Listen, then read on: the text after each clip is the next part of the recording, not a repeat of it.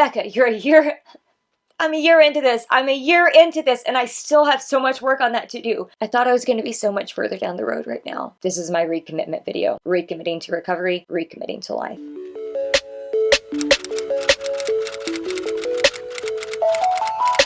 Welcome to Becca Believes. Welcome back if you've been here before. Welcome if you're new. 1 year ago today, on September 17th, 2021, I recorded a video sharing how I was essentially blindsided by a relapse of my eating disorder for the first time in 10 years, how that necessarily has made me kind of pivot and shift the direction of this channel as I'm trying to go through my own recovery process. And I talked about all the reasons for wanting to choose recovery as an adult, which has been a completely different experience than when I was going through all of this years and years ago. So today I thought we would react to that video because why not? Why not revisit, one, the video where I'm sharing all of those reasons, two, maybe we can kind of see what things have improved, what things haven't improved, what things I thought may be different that maybe aren't, or what things that I didn't expect that are different. So without further ado, let's get into watching that video. When I tell you I never thought I'd have to make this video, I never thought I would be making this video. Very quickly, I have myself on 1.25 speed just to make this process a little quicker, and I may skip through little parts of the video that may not necessarily be pertinent to the reaction, but I literally started out that video saying I never thought I would be making this video because I never did. I never did. Likewise, I never thought I would be making this video today, exactly 1 year later, reacting to the video that I never thought I was going to be making.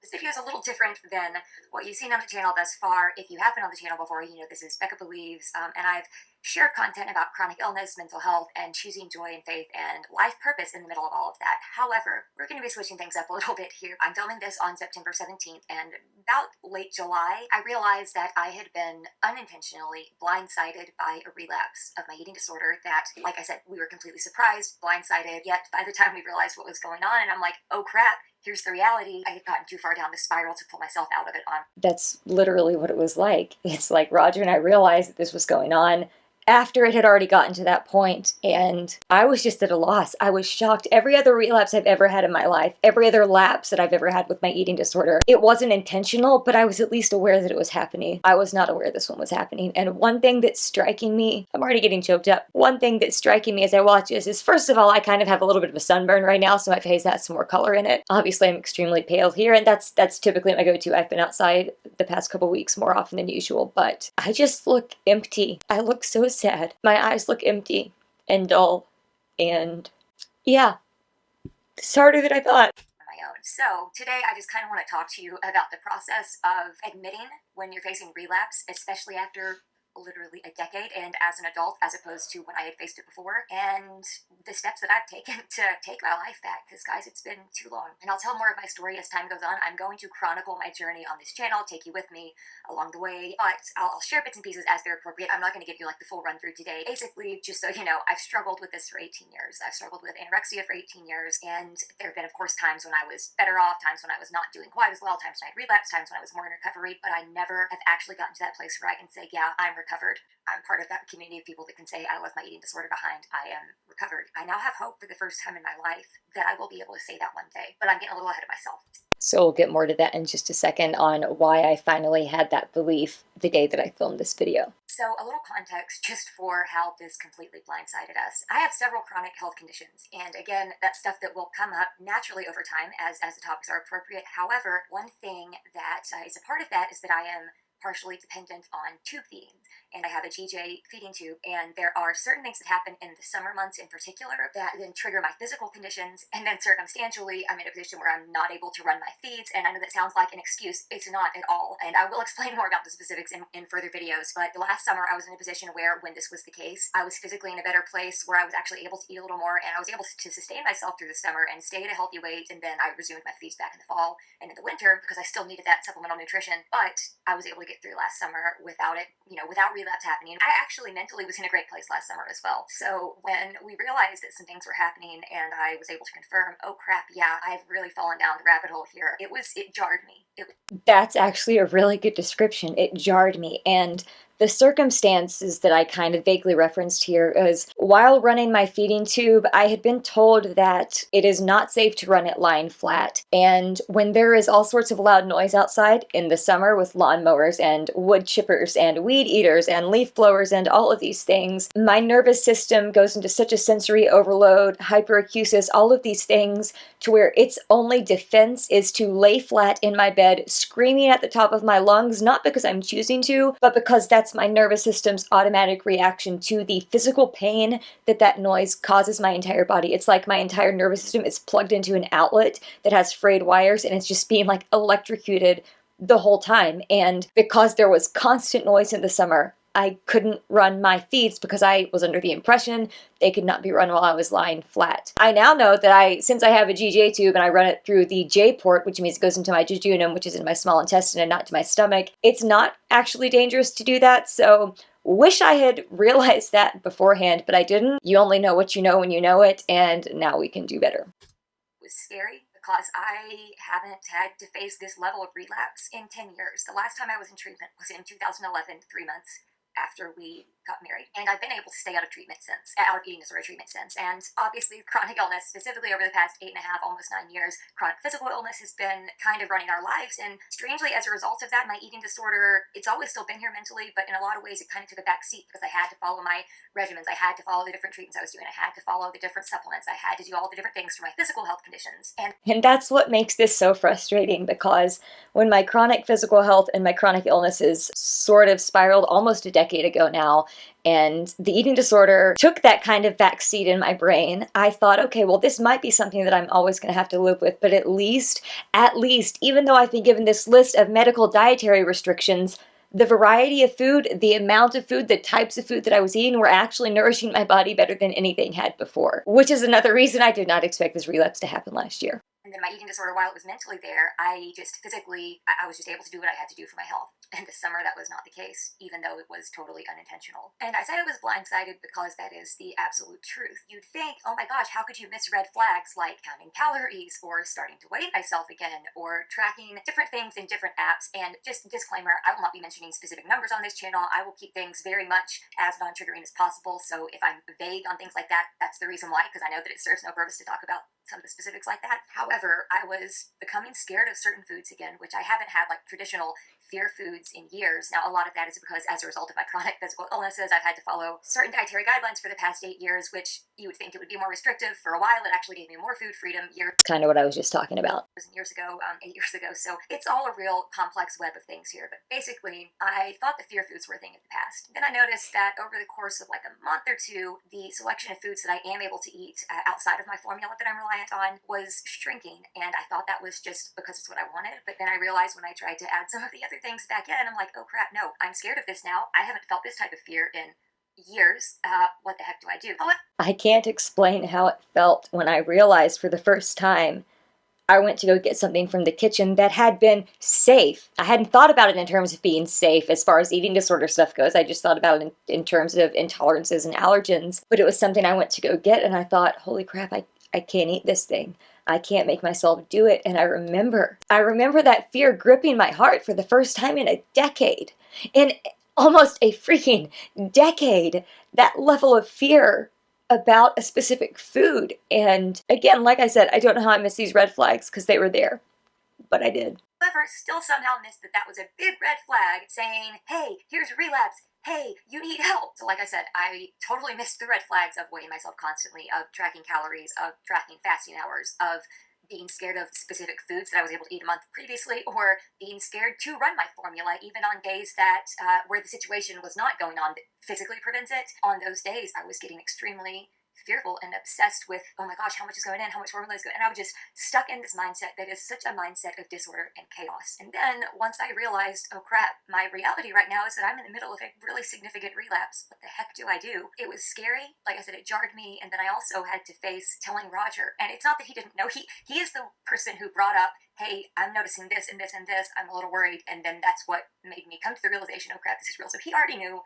this was going on. And I just quickly want to add here that It did not take long for this disorder to take hold again. It took maybe a month and a half of being in that energy deficit and my body not getting the nutrition it needed. Honestly, it really took a lot less time than that, but it took a month and a half for us to finally realize it had happened. But very, very soon after I stopped being able to nourish my body in the way that it needs, I can now look back in my journal and everything and see that disorder had really taken hold, and I had somehow just been oblivious, and I still don't know how. And that's why I think I'm getting upset right now watching this again, because it seems like it should have been so obvious, but it just wasn't. And was doing anything he could do to try to help me navigate life, but once you're already going down the spiral, there's not really much anyone else can do it until you realize what goes on and ask for and accept and acknowledge that you need help. Why was this so hard for me to admit? And also, why does recovery have to be now? Why is it no longer it's now or never, but it's now, period? It has to be now. And the answers to those questions. I was so far into relapse and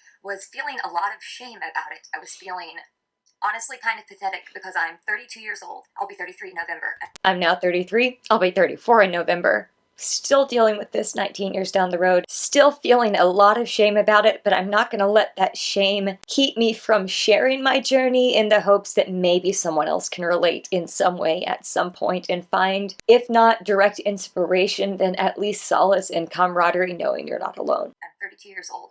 I have battled this eating disorder for 18 years. And I say that not as a badge of, oh, look how long I did this, but rather as emphasis for how shameful I feel struggling with this after 18 years, after going to treatment multiple times, after having all the therapy, after having a super supportive family, and all of these things that gave me the resources I needed for recovery. I felt ashamed for not being able to implement them. However, I also know some mental illness. I did not choose to have a mental illness, and it does feel more shameful, and I feel a little pathetic dealing with it at 32, more so than I did at 14 or 15, but I also know that that would continue to increase every year. So if I don't choose recovery now, the shame is only going to increase. So whenever I do choose it eventually, because the options are death or recovery, so you have to choose it at some point or you're going to die, and I don't want to die. So on that note, most of 2022 has been an exceptionally hard year. If you've seen some of the videos I've shared this year, you are probably aware of that. But watching myself say that on this screen, choose death or recovery. Recovery or death. You have to choose life or death. Essentially, that's what it is. I don't remember which side I did it on in the video that I just watched, but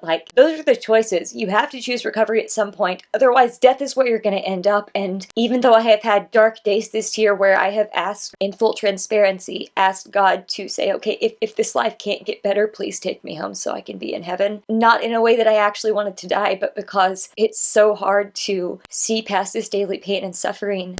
Death or recovery, the choice is simple, even if it's not easy, because ultimately, I don't want to die, even on my darkest days. I don't actually want that to happen. It has to be now. And why do I have to do it now? Because it's been 18 long, exhausting years. I was worried that, being completely honest about it with Roger and with my parents, that I was going to be a disappointment. Roger having to go through all of this with me again after we've had 8, almost 9 years of chronic physical illness that has derailed life, and then being thrown back into an eating disorder relapse that neither one of us expected or could have predicted. I just did not want to disappoint him in that way. He has given me no reason, by the way, to think that he would be disappointed in me. Obviously, he is extremely supportive. He does not want me to have to be struggling, but he is on board for me doing whatever it takes to get the help that I need. So I'm very thankful for him. I'm also very thankful for my parents. And my parents have also never given me a reason to think that they would consider me a disappointment because I'm struggling. However, again, 32 years old, 18 years into this mess, I just was obsessed with the thought. I had the thought playing in my mind, oh my gosh, Mom and Dad are going to be so disappointed in me. I'm about to lose it watching this part of the video because I remember that as clear as day. I remember that. I remember asking my parents if they could come over because we needed to talk to them. And we were sitting out front. We were on the porch. They had chairs out in our yard because it was still social distancing. And I remember telling Roger the one thing that I didn't want to see was to see my dad cry. And I'm so fortunate to have parents who love me so incredibly much that things like that happen. When they know I'm hurting, they do cry because it affects them. But I hate being the cause of that. I don't ever want to be the reason that there are tears in my dad's eyes. That breaks me more than just about anything.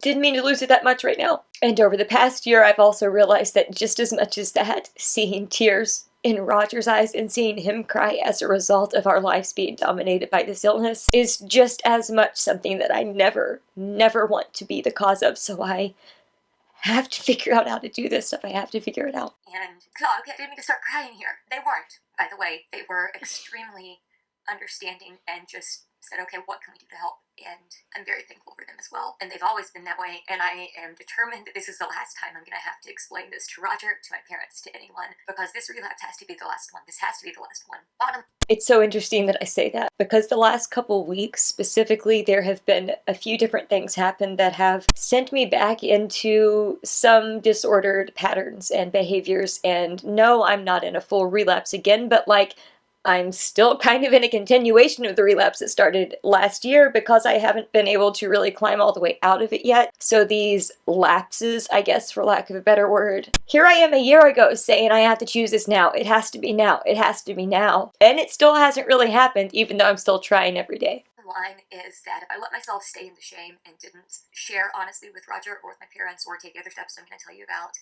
that I would have stayed sick, because shame keeps us sick. And it's scary being honest and vulnerable and putting it all out there like I have. It's scary because now it means I'm accountable for doing the right thing and doing the hard thing. So what are the biggest steps that I've taken so far? I'll go ahead and get to that. So once I realized, hey, here's what's going on and I can't afford to let it go any further without doing something about it, and I can't do things on my own, I need help, I knew that treatment was not an option as far as a traditional treatment center or even a partial hospitalization, anything like that. Things like that are not an option because of my chronic physical illnesses. Going to treatment is not an option. Doing even a virtual PHP or IOP program was not an option because I can't physically have that stamina to commit to that time commitment every single week. It was just not an option, so I had to figure something out. It's not an option because of my chronic physical illnesses and the different things that I have to do literally every day just to manage those. So knew that wasn't an option. I started seeing a therapist in June for the first time in about 8 years because teletherapy became widely available in the pandemic world. So I hadn't been able to do therapy for many years. However, my therapist is not a specialist in eating disorders. So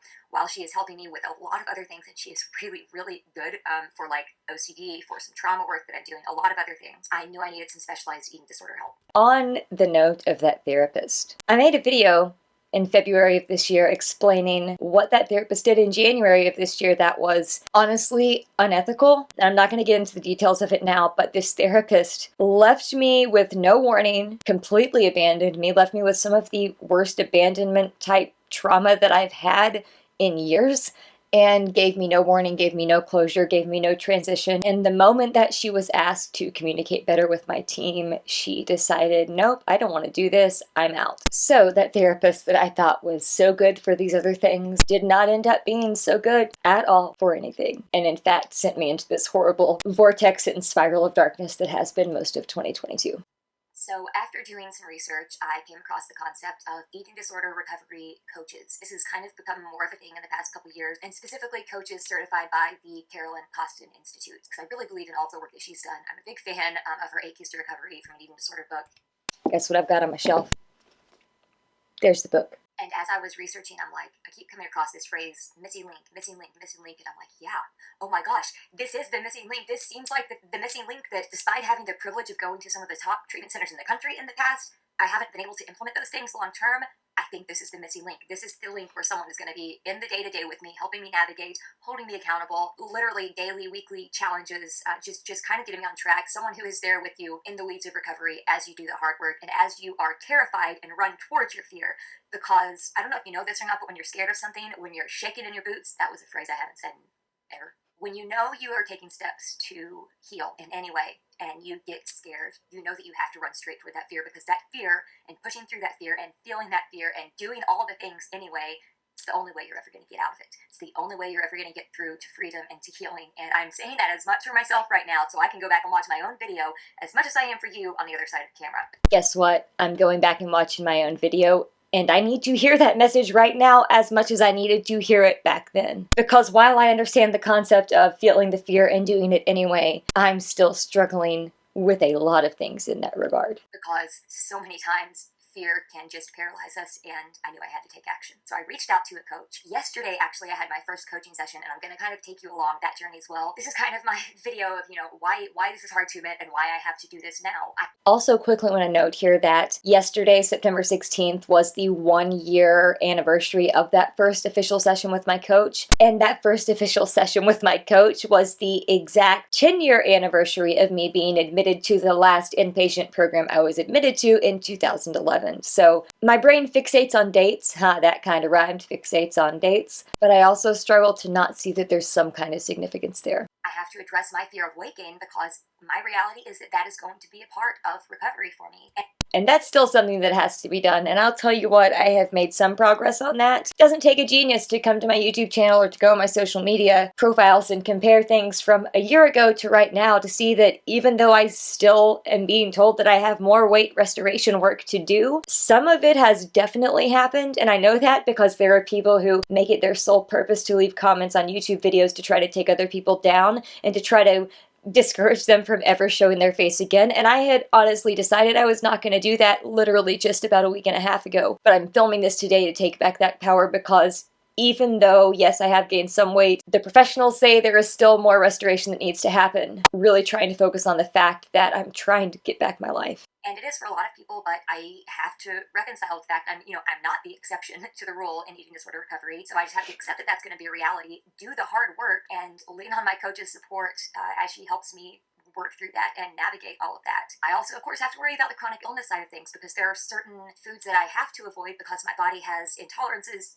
due to the underlying physical conditions, or I have to follow a specific dietary set of guidelines for whatever treatment I may happen to be doing at the time. So that can kind of fluctuate, and I know that I am reaching out and trying to connect with a dietitian as well who can help me navigate the chronic illness side of things, the eating disorder side of things, and figure out what maybe is super strict over on this side that needed to be in years past but might not need to be anymore, and I can kind of start incorporating it into recovery. So I did find a dietitian shortly after this video. I worked with that dietitian for probably 5 months. I also have a video from, I believe, April when she dropped me in a way that I feel wasn't necessarily all that professional, and once again left me feeling like, okay, I've been slapped with this severe and enduring label, and now I've had more than one practitioner give up on me. How am I supposed to do this? But I also wanted to make a note that if you do have medical conditions that require you to follow certain dietary guidelines and to avoid certain foods or even certain food groups, always be on the lookout for your eating disorder trying to co-opt those and to add more things to that list or to make that list even more strict, because it will do that. If you give it an inch, it will take a mile and run with that and try to convince you that there are things that your doctor hasn't said you have to avoid that you actually do have to avoid because Joe Schmo on social media said you had to avoid it. Throw back to early 2000s there. Talking about like foods there, variety and things like that. We'll see how that goes along the way. And I have to just finally say, you know what?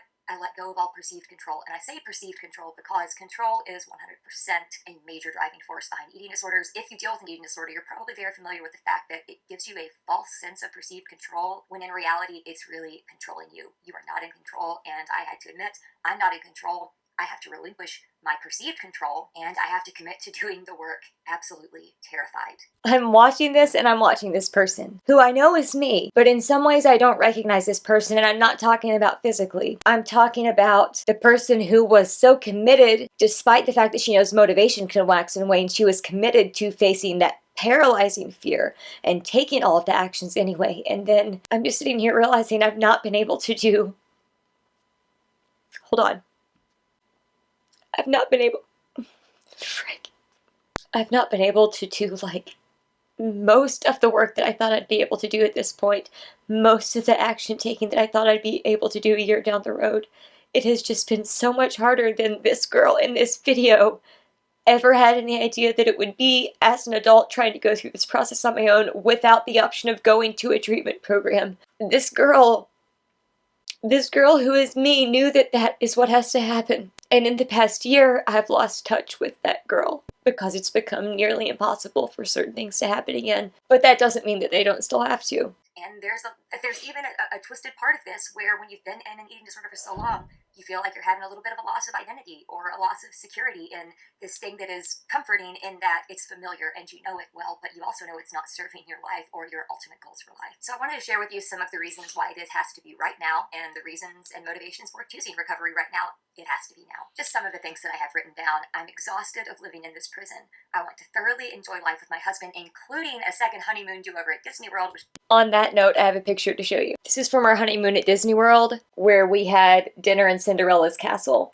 I want to go back to Disney World with my husband. Which is where our honeymoon was 10 years ago, enjoying all of the assorted awesome food and doing the Epcot eating around the world thing. We just can't wait to go back to Disney World and essentially have like a honeymoon part two. That is a major goal, and I want to be able to enjoy it and not have to feel like I'm trying to control my food or be ruled by numbers or rigidity or anything like that. I never want to hide or have secrets from Roger. I want to be a mother more than just about anything in the world, and this is something I will definitely go in depth into. It may not be in the cards for us at all. It's most likely not going to be in the cards for us to have a biological child for various reasons. However, I've always had a heart for adoption, and that may not end up being in God's plan for us, but it is a major goal and a major motivation for me to kick this disorder out the door. I want to be a mother, and I will not bring a child into our family unless I am mentally and physically well enough to be able to be the best mother that I know that child would need.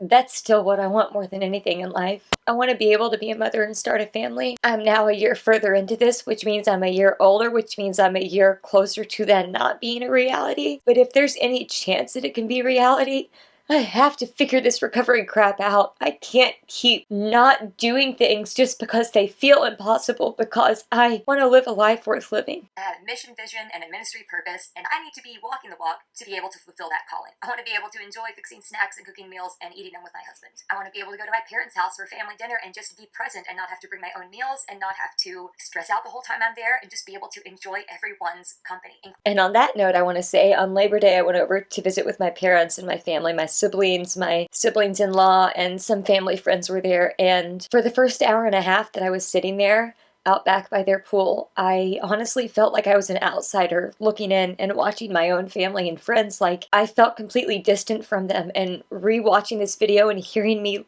give that reason, wanting to be able to go to my parents' house and be present and enjoy time with my family, is something that I'm literally realizing right now I still can't really do, and that's largely because of the eating disorder. Eating disorders suck, man.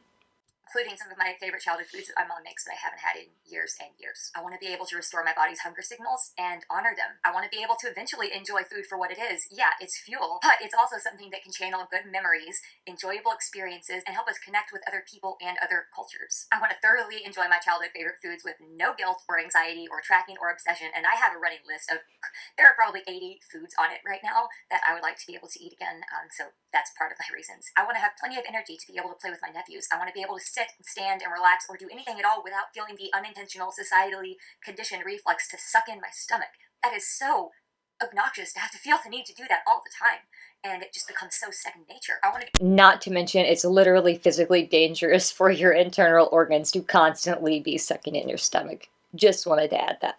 And it just becomes so second nature. I want to be able to go out to eat without planning beforehand. I want to measure life by joy and memories and not by rigidity and rules and numbers and calories. I want my smile to be genuine, and for others that when they look at me, to see God's joy and to see a spirit of comfort and peace and not one that is ruled by chaos and disorder. I want to be able to laugh with the deepest part of my soul in any situation and not immediately be stressing about the next time I have to worry about food. And now the thing about wanting people to look at me and see a genuine smile and to see the peace and the joy that comes as having Christ as your Savior and all of that. As I'm watching that part, I kind of feel like there's a dagger just being driven into my heart, because I'm also kind of going through somewhat of a faith crisis right now.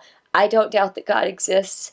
I have had trouble seeing his goodness in my life with the pain and suffering that has been going on for the past year. But as I'm watching this, again, this girl who both I can recognize as me and also doesn't feel like me, even then a year ago, starting this process, I had more of that inner peace, and I am doing every single thing that I can to get back to that again. I want to be able to go figure skating for extended periods of time and then be able to enjoy a concession stand soft pretzel after my skating session. Something I used to do before disorder that I can't wait to do again. I want to be able to write books about faith and God's goodness and healing, and I can only do that from a place of doing the work myself again and then having that testimony to share. It only happens if I'm walking the walk. I want to live a life worth writing about, in other words.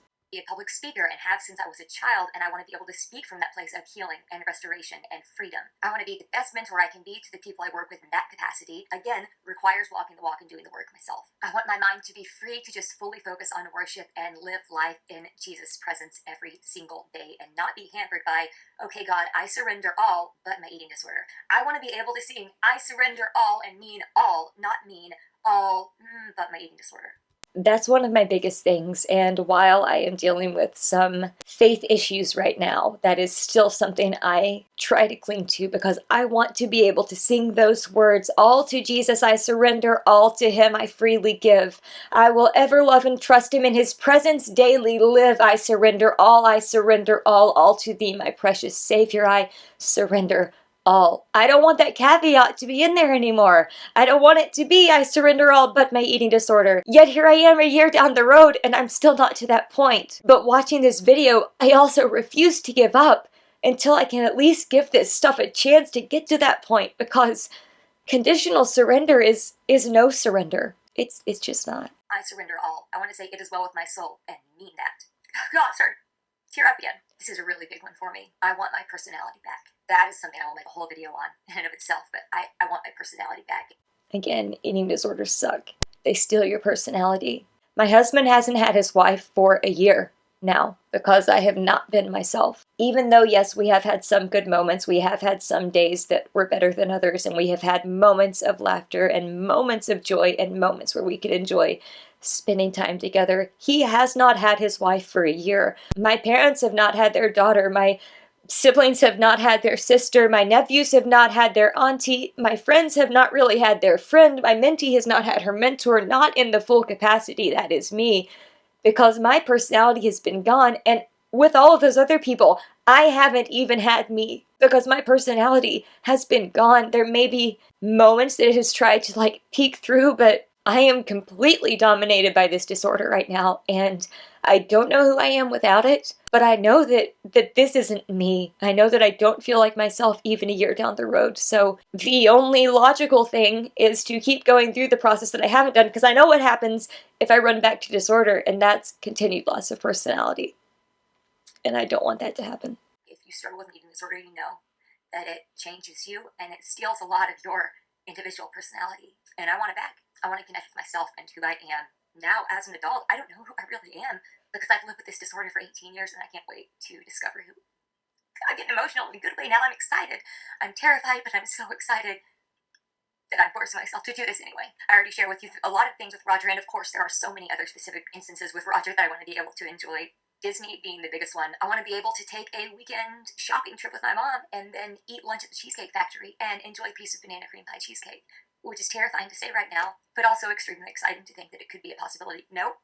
To think that it will be a possibility. Nope. That it will be a reality someday. Fun fact, that was like one of my favorite little edits in this video, and I remember recording that, and I'm like, nope, don't want to say the sentence that way. Nope, don't want to say it that way. No, it will be a reality someday. Still don't know if it will actually be a reality, but I'm still very much shooting for it to be. Also along those lines, I want to be able to go out on Saturday morning with my dad and have brunch with him out on Saturday morning. That's something that we did in years before disorder as well, and that would just mean a lot to me. And I'm getting emotional again because knowing that these things are going to be a reality again, no matter how long it takes, because I'm determined more than I ever have been before, is very emotional. I want to be able to make a grocery store list based on what I truly want and what my body wants, and not just what my eating disordered mind wants. I want to be able to buy and enjoy nut butter that's not powdered. I want to share my journey because others need to see it, and I know this because others sharing their journey has been immensely helpful to me, both with mental health and physical health. I want to be able to go horseback riding and not worry about being strong enough to stay on or worry about breaking bones if I just happen to fall. I want to go to the Wizarding World of Harry Potter with Roger and enjoy butterbeer and cauldron cakes and insert literally anything else here. I want to be able to have the mental and physical ability and capacity to work and contribute to our household income. I want to be able to go to football games with the marching band. Roger's the band director, so I want to go to the high school football games and sit in the band section and enjoy pizza with them during the third quarter of football games on Friday nights. I love being a band director's wife. Last fall, when things were really bad with my relapse, Friday nights were really hard because Roger was gone literally from when he went to school in the morning until he got home at 10:30, 11 from football games on Friday nights. And they're still hard this year when it's a game day, because it's just hard to be alone, and at this point to have flashbacks to last fall on Friday nights. But also, I can't wait for the day that I can hopefully get back to those games and be there with him, cheering on the band, and like I said, enjoying that pizza and then hot chocolate too once it gets cold enough during their third quarter break. So, yeah. I want to be able to take walks around our neighborhood with Roger and our beagle Lucy, just enjoying being present and taking in the beauty of creation and not worried about the number of steps that I'm taking. I want to have energy and stamina to do everyday chores around the house. I want to be able to make do with whatever food we have on hand so that Roger's not having to make emergency grocery store trips for me at 9 o'clock at night because I've gotten myself into this way where nothing that I have on hand is safe or acceptable to me, and then he goes to the store way later than he needs to be getting out at night. I don't want him to have to feel like he has to do that. And I tell him he doesn't need to, but again, he's super supportive, so he always does literally anything he can do. I don't want him to be in that position anymore. That is still the case. One thing that is different right now and has been for most of 2022, I have not been able to eat with my husband. If you want to see the video I posted a couple videos back, it was his birthday, the second time all year that I've been able to eat with him, and haven't been able to repeat that again yet. That was on his birthday on August 14th. That means he's not going out to the store at like 9 o'clock at night because I'm not saying things at night like, oh, I'm going to eat this now, because I can't even handle anyone else knowing that I'm going to be eating. And that is so stuck in disorder and something that I am trying to work so hard to overcome because I want to be able to enjoy food with my husband. I know I mentioned earlier on this list I wanted to be able to enjoy preparing food and meals and snacks and stuff with him, but right now I just want to be able to eat food with my husband, period. It's been 9.5 months of not being able to eat meals and snacks with my husband. That's not okay. That is not okay in any way at all. Oh, eating disorders suck. I don't want to be the one putting him in that position. I want to be able to have a package of chocolate chip cookies in the cabinet, know that I can eat cookies and milk, which was something that I did literally every night as a kid. I would have 5 chocolate chip cookies and a mug of milk that I would have every night before bed. I'm not saying I necessarily want to do that every night. There may be a time where I do it nights in a row, but that is something I want to be able to do and just enjoy, and also be able to have those in the house without stressing about, oh my gosh, they're in the house, we got to get them out of the house because they're too tempting. Because if there is any food like that in the house, and it's been the case for 18 years, that's all your mind can kind of obsess over and fixate on, whether you're eating it or not. So I want to be able to keep stuff like that in the house and then enjoy them as my body decides it's craving them. I want to be able to worship at church with full strength and, hopefully be able to join the praise team and lead worship someday. I want to be able to enjoy summertime without focusing on how I look or how my body looks, or only being able to wear things that cover me up. I want to be able to wear shorts again and enjoy it. And I mean, not even necessarily enjoy it, just not think about it. I just want to be able to wear shorts when it's hot outside and not be self-conscious about it. I want to connect to the deeper part of my soul that is not ruled by numbers and disorder. And I want to learn who I really am. And above all, who God has called me to be. Like I said, I don't know who adult Becca is. I can't wait to find out. I want to be able to buy clothes that are appropriately fitted and age appropriate and that make me feel comfortable and not just focused on the smallest size that I can get or things that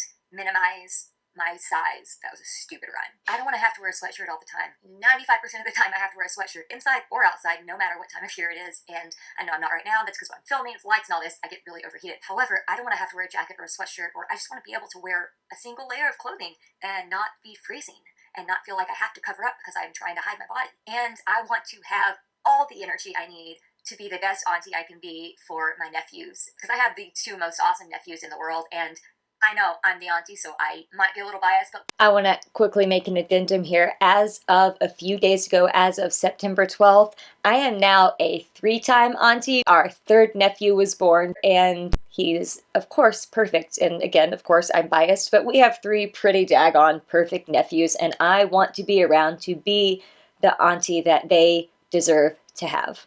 like, they're really awesome. One's 2, one's 3, actually about 2.5 and 3.5, and I love them so much. They deserve to have an auntie who has enough energy to play with them, who is able to devote time and brain power and all of that to watching them grow up and doing everything I can to be the best auntie I can be. They make me smile so much. Can you tell I want to be there for my nephews? So again, you're choosing recovery or you're choosing death. I think I did it on the other side earlier, but I'm choosing recovery because I want to be around to watch my nephews grow up, even if we don't end up being able to have the blessing of children ourselves. And I want to pose this question to you. You can think about it for yourself. It's something that I keep saying to myself, and that is, if not now, when? And the phrase that kept coming up as I was journaling over this all the time I was doing my research, the time that I was looking at coaches, the phrase that kept coming to mind was, it's now or never. And I kept writing that in my journal, and then I realized, no, it's not now or never. It's now, period. Because it has to be now. When you're dealing with an eating disorder, there will never be a, quote, sick enough as far as your eating disorder is concerned. You will never be sick enough to warrant getting help. Just want to quickly add here that that is still the case a year down the road, even though I have done some of that weight restoration work, which I try to reframe as brain restoration, but it doesn't necessarily make it that much easier. I have done some of that work, so now my brain is even more so telling me, you're not sick enough, you don't need this, that's unnecessary weight, that's unnecessary food, that's unnecessary calories, that's unnecessary rest, and those are all lies. And I'm saying this on camera right now so that I can come back and hear myself saying that those things are lies when the voice of disorder in my head tries to tell me that they're true. You will never be sick enough to decide to recover, but you have to do it anyway. I have to do it anyway. I am doing it anyway. My disorder is still telling me I'm not sick enough, but I know better, and I'm taking the active steps that I can take to leave it behind no matter how long it takes. A big part of that is also not just trusting the process, but trusting your team if you are able to work with any form of a team for your recovery, because they are professionals for a reason. And one thing that I said in an Instagram post the other day, your ED does not have an MD, meaning it does not have a medical degree. It is not a medical doctor. It is not an accurate judge of whether or not you are sick enough or whether or not you deserve recovery or whether or not this food or that food or this weight or that type of movement or rest or whatever is necessary or unnecessary. Your ED does not have an MD. Trust your team. Whether it's an MD, whether it's an RD, whether it's a coach, whether it's a therapist, trust your team. They're the professionals for a reason. Your eating disorder is not a medical professional. Like I mentioned, part of this is that weight gain is going to be a needed, accepted reality. And I'd rather do it now than later so that I can start fulfilling and walking in my life's calling and my dreams and living a life of freedom sooner rather than later. Becca, I'm a year into this. And I still have so much work on that to do. I thought I was going to be so much further down the road right now, and I'm not. Yet I'm still living in this body that has changed some, that feels completely foreign to me, and that doesn't feel like me, but that I know going backwards then will make me feel even less like myself, even if I think I'll like that body more. Like I said earlier, that personality is going to be gone. All these other things, the possibility of them will be gone, and I don't want that. Why would I want to put that off any more than I have to, any more than this disorder has already taken it away from me? And again, quickly, this has been going on for a year. This most recent relapse has been going on for a year. I don't want it to take any longer than it absolutely has to take. I'm so sick of my life being wasted by disorder and chaos and a voice in my head that just tells me horrible things day in and day out every single day. No, it's already been almost 2 decades. I don't want to lose another day to this illness. And there's a song I want to share part of with you. It's called Another Day, and it's by Grace City. And the chorus of it says this. It says, I'm never going to waste another day in worry. Oh, I will be still and still know you are God. When I'm in your presence, there's no need to hurry. I will be still and still know you are God. So I never want to waste another day in worry. Doesn't mean that I am free of fear. Doesn't mean that I'm free of worry. As I told you, I'm terrified, but I'm running all in, full speed ahead to work with my coach and work with my therapist, because I don't want to waste another day in chaos and disorder. And I know that despite feeling all of that fear, what God has given me is not a spirit of fear. God has given me a spirit of power and of love and of a sound mind. How awesome does a sound mind sound? A sound mind? That sounds amazing to me. I get a little kick out of that little sound counter that I put on the video there, because I quoted that verse. It says, "For God has not given us a spirit of fear, but of power and of love and of a sound mind." And I didn't plan on saying the word sound or sounds that many times, but as I was editing this video, I added that little counter in just for some humor, because honestly, a sound mind does sound very much like something that would just make life exponentially easier. So those are the things I'm going to try to cling to and remind myself when that terror and the fear comes in and says, hey, guess what? Maybe you don't really have to do this. I'm going to say, no, I'm never going to waste another day in disorder and worry over this being the rest of my life. I'm going to be still and still know you are God and know that you can deliver and that you will deliver. And for the first time in 18 years, I can truly say, I believe there will be a point in my future where I can say I am recovered. The very first time I actually had that thought that I believed that full recovery may be possible for me, despite being labeled severe and enduring, despite being labeled treatment resistant, despite being labeled with chronicity of an eating disorder. The very first consultation call that I had with my coach, not even our first session, just our intro call to see if we would be a good match to work together, is the first time I was ever able to actually believe that full recovery might be possible. And over the course of the past year, and specifically throughout 2022, I have felt less and less like that as a possibility for me. But rewatching this video, I'm not ready to give up on it just yet. I'm just not. Not in recovery, not recovering, but recovered. So I am working toward that. I'm going to do the work so I can walk in my calling, so I can share my story and help others who are dealing with this, who have been labeled chronic with their eating disorders. And a lot of research out there is discouraging with that, saying people who are labeled with chronicity, that they're not going to ever actually get freedom. I don't believe that anymore. And literally, the free consultation I had with my coach, who I then immediately decided to start working with and committed and said, okay, sign me up, I'm in. The free consultation I had with her just discussing all of this was the very first time in my entire disordered life that I have actually thought that I would be able to say that. Told you so. I am recovered. Now, I'm not recovered yet, but I have no doubt that it is a possibility, and I'm determined more than ever to make it a reality, because life is worth so much more than what I'm able to experience being ruled by chaos and disorder. I want to be able to channel this girl. This girl may have been in a more dangerous place physically. That's objectively factual as far as from a weight standpoint goes. But this girl also had so much determination and so much commitment despite the fact that motivation can be fickle and wax and wanes. I had so much determination and commitment to do whatever it took, and the past several months of 2022 have just flattened me and taken almost all of that out of me. But the fact that I'm filming this video shows that it's not all gone. So I'm going to keep fighting to get it back, because I want to at least have that commitment, have that determination to do whatever it takes to not have to live this life, which isn't really a life, because a life governed by disorder is no life worth living. So, there's the video I never thought I'd have to make, but I'm also not beating myself up for the fact that I had to make it, because I want to be honest with you here, and this video is quite a bit longer than the rest of the videos about my journey through this would be, but I just kind of wanted to lay it all out there at the beginning, let you know where I'm coming from, let you know why the content is going to look a little different than the handful of videos I have on the channel so far. Serving chronically ill Christians, specifically those who struggle with mental illness as well, is very near and dear to my heart, but right now, what I'm going through is an eating disorder relapse and choosing recovery in a more determined way at age 32 than I ever have at any point in my life, because I realize it's not worth wasting another day in the worry of being ruled by disorder.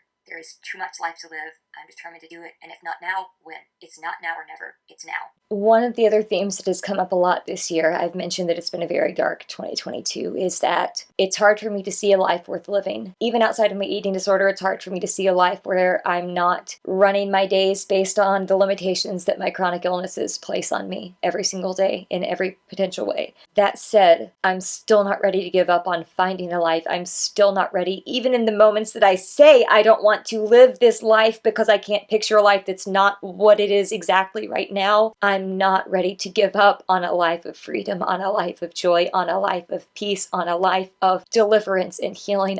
I don't want to give up on that. Even in the moments I want to give up on that, I don't really want to give up on that. So I won't, even if/when I think I want to. The choices, recovery, dying.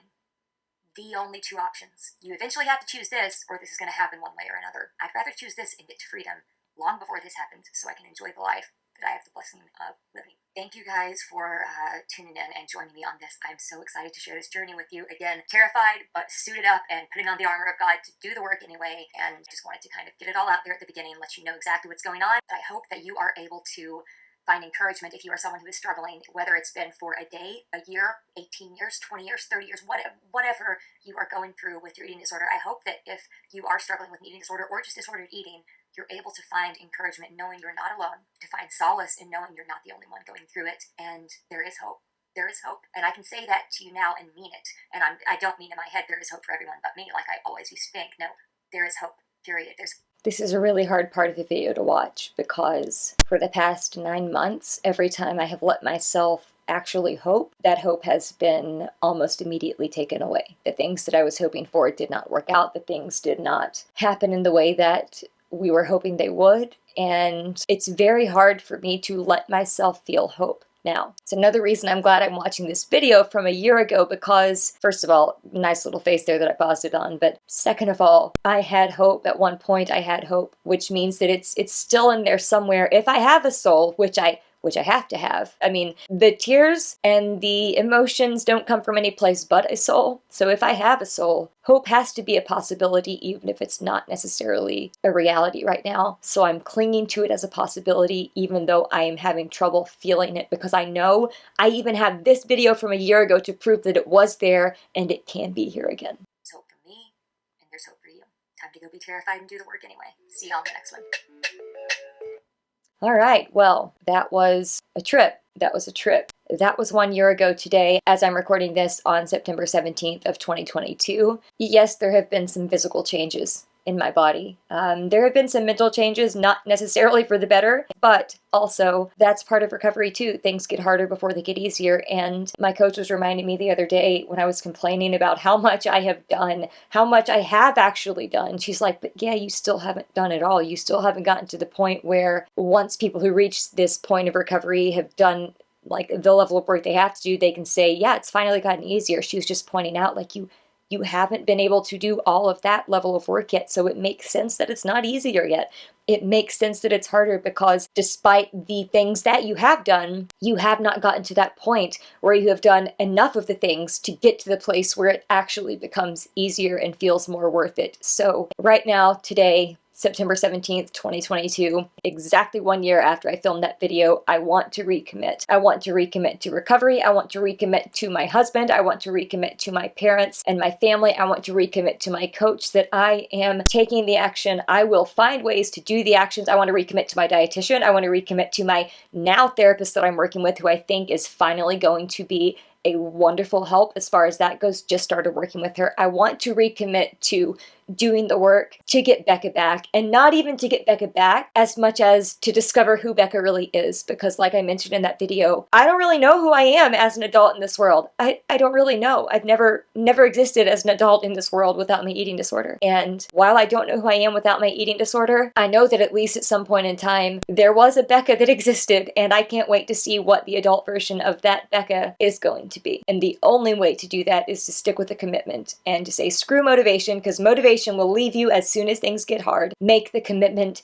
to take the action anyway, even if you're terrified. And I'm saying all of this right now, knowing that it's not going to be any easier and that I'm probably going to have plenty of tears every single day, because that's kind of my MO right now and has been for about a year. But I'm recommitting because I don't want to waste another day in worry. I don't want to waste another day of my life. This has been a year now of trying to climb out of this relapse and still not really getting to the place where I thought I'd be, and I'm not.